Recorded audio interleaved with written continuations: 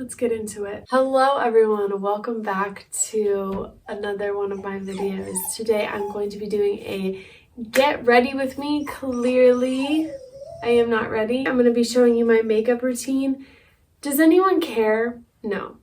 If you are here to get some advice on makeup, to have a tutorial from someone who really knows makeup really well and, has any idea what they're doing, you're not in the right place, okay? I'll be honest about that. I know nothing about makeup. I do the same thing every day. So when I say this is my everyday makeup routine, I am not lying, okay? Because this is the only way I know how to do my makeup. Makeup is an art, and I am not an artist. I will admit that here, now, and for the rest of all time, okay? But if you are looking for, someone to show you like mediocre makeup products that come from the drugstore and to hear about purity culture, you're in the right place. So let's get into it. Got my hair up. I did already moisturize earlier this morning and did all of that stuff, so I'm going to skip those steps. But I'm going to go in just with a second layer here of moisturizer. The Peptide Glazing Fluid from Hailey Bieber's Rhode collection. And I will share my thoughts on this product further in an upcoming video, so stay tuned for that. And then I always just go in with my, my primer. Right now I'm using this e.l.f. one I've had for a while, and it works pretty well, so. Okay, so I have been thinking about talking about this topic of purity culture on my channel for quite a long time, but it is a topic that is so complicated and so nuanced, and something that weirdly it's like everyone's talking about but also no one's talking about at the same time. You know when like a country does something and they're really ashamed about it, and so they just like don't talk about it for a long time, or they don't like give you the full story. I feel like that's what a lot of people in the church are doing that were a big part of the purity culture movement, or they're on the other extreme where they talk about it all the time and just kind of like trash it. I definitely don't want to not talk about it because I think it's very important, but I also don't want to like beat it to the ground and like make people feel bad for their best intentions. All right, so my next step is my Morphe Twins product. Do they go together? I don't really know, but they both are Morphe. This is a hydrating tinted moisturizer, and this one is just a foundation. I bought this. I don't even remember where I got it from. And I thought it was one of those tinted moisturizers that like matches your skin as you rub it in. It is not. It is very dark. And luckily I had nowhere to go that day because I looked extremely offensive.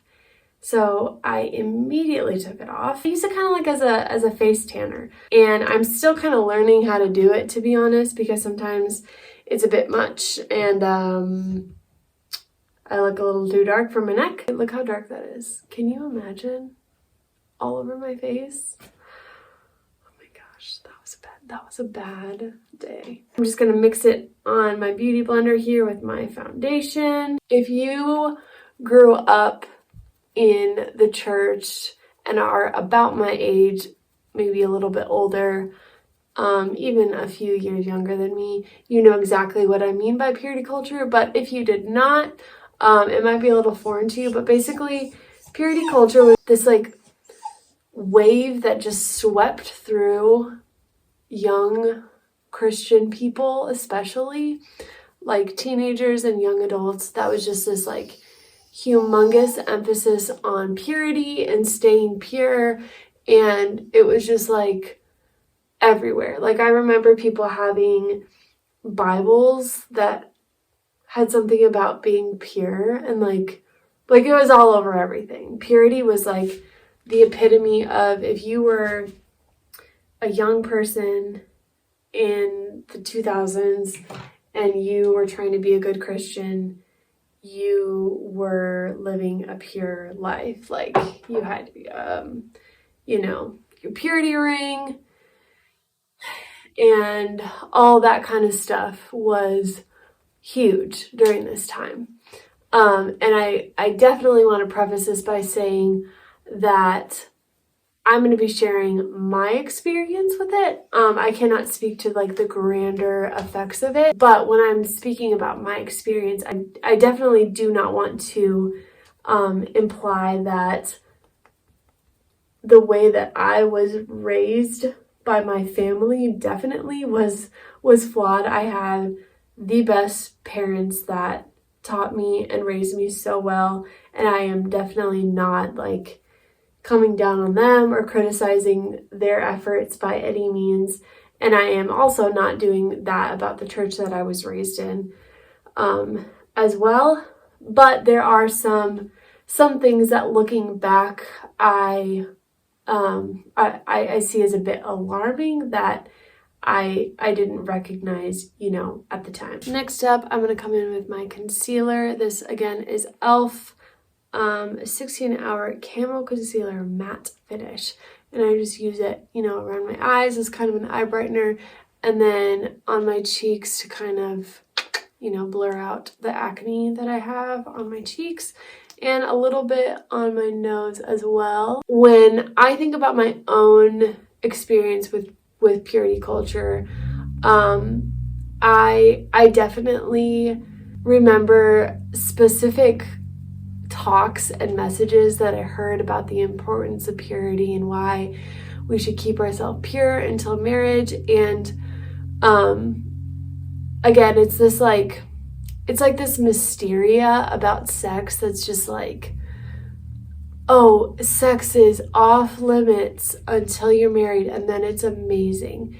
And no one ever talked about, sexuality overall and like why, it's important to seek purity and be pure for your whole life, and that your purity, so to speak, doesn't go away once you're married, because that was the unintended consequence that honestly I did struggle with when I grew up and I did get married. I dealt with a lot of guilt and a lot of shame because I felt like I know it's okay for me to be having sex when I'm married, but it's also like this was something that was so like shameful and so dirty and something to like blush at and be embarrassed about, and definitely not something that I was ever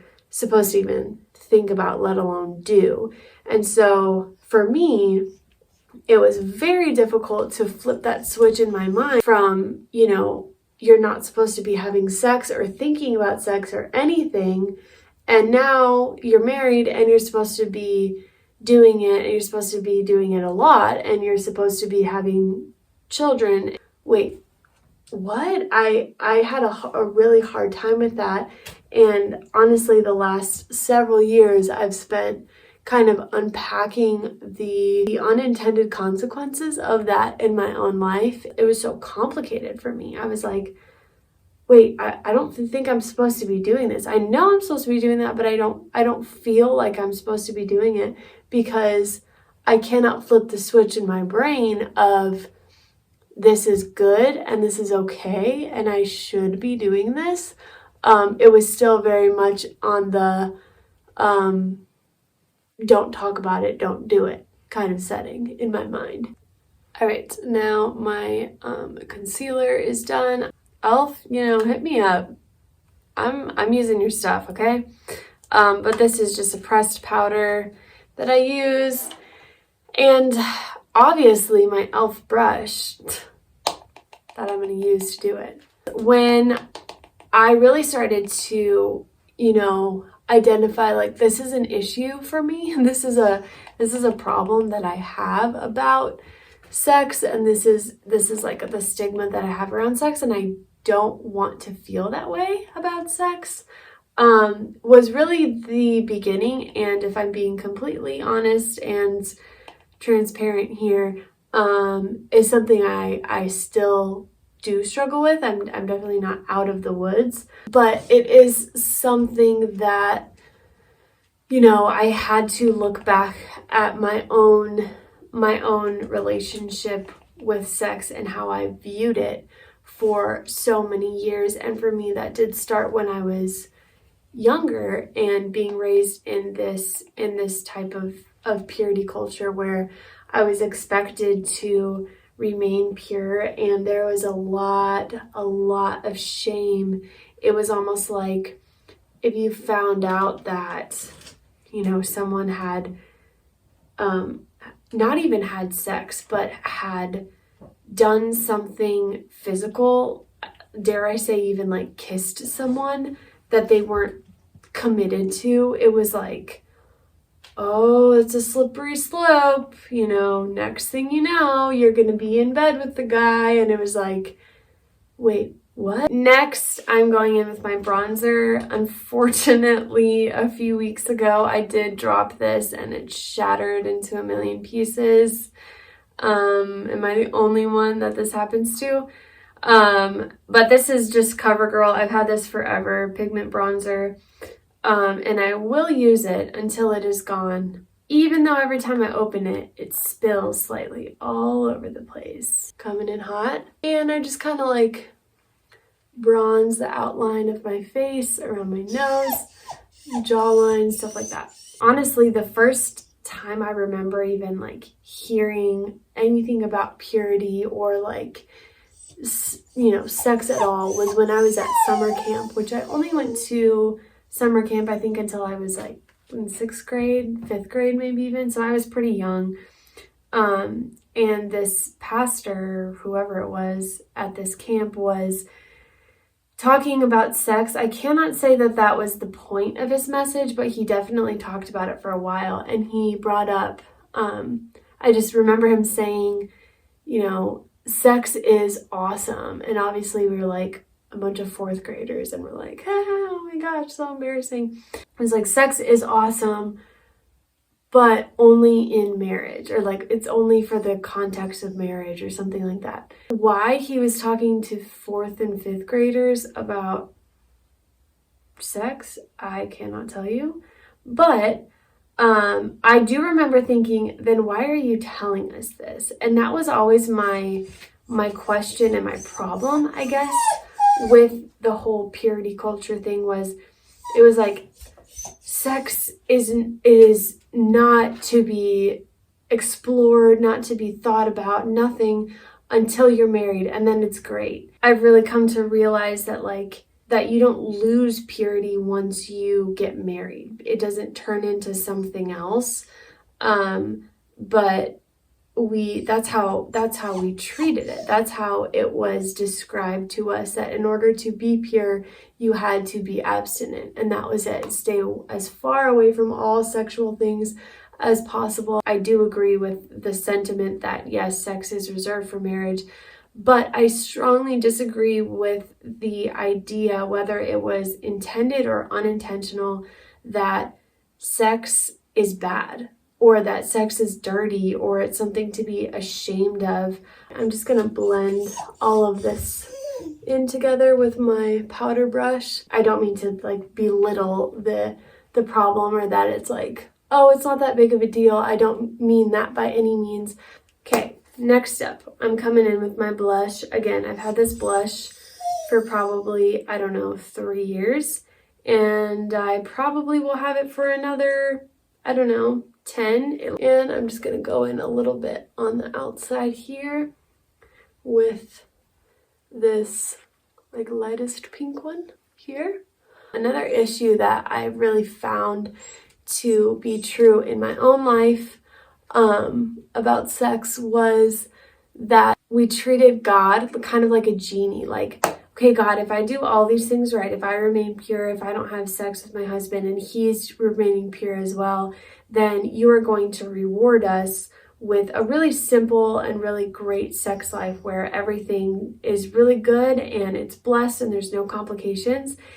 And that is just absolutely not true. I don't know the intricacies of everybody's sex life, so I cannot say this for sure. I would venture to say that I don't think that there is any couple in the world that doesn't have some sort of disagreements over sex. I'm gonna go in with my mascara here. If I was doing eyeshadow, I would do that first, but when I got a new makeup bag, I accidentally threw away my 2 eyeshadow brushes, so I haven't done eyeshadow in since 2022.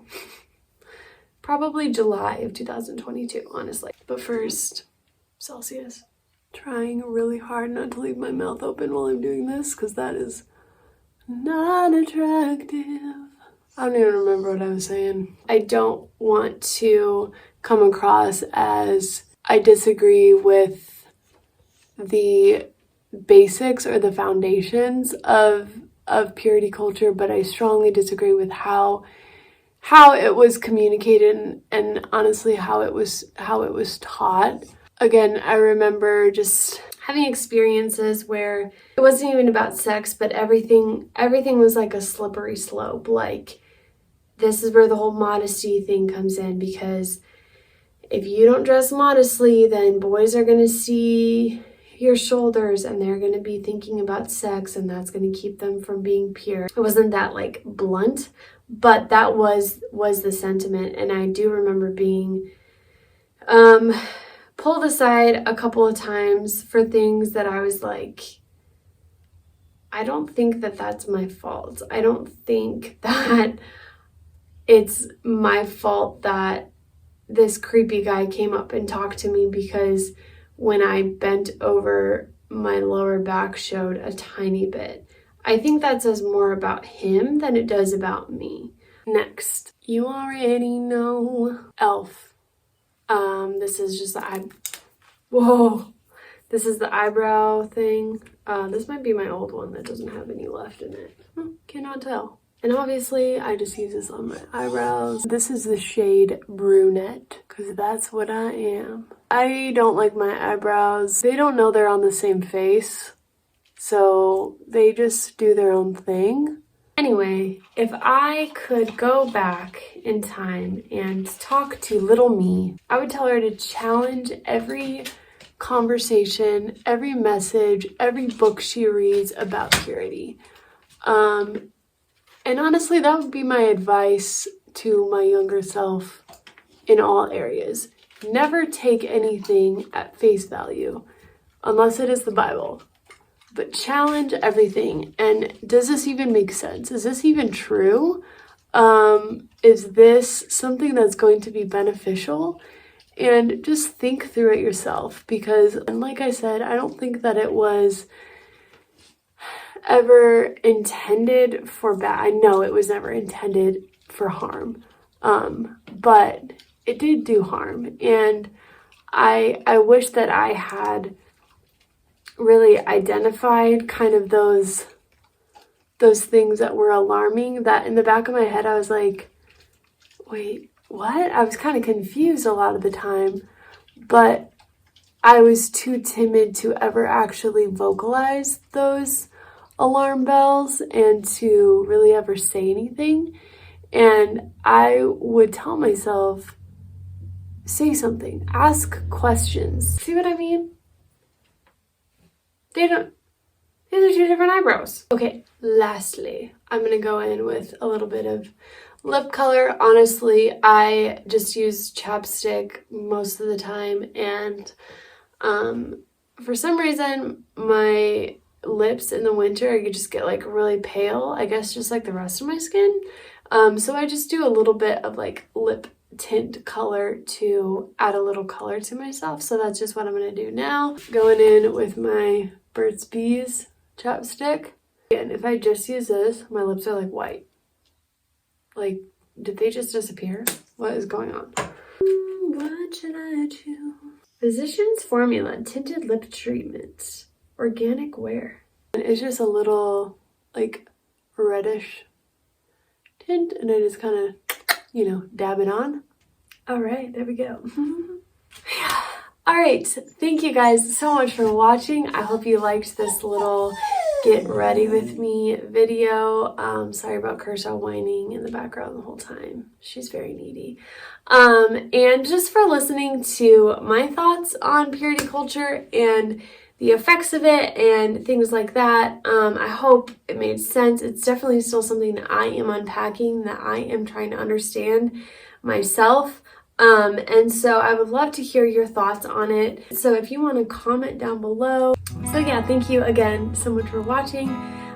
Like, comment, share, subscribe if you have not, whatever you want to do. I appreciate it. And I will see you guys in the next one. Oh, and let me know if you liked this kind of format.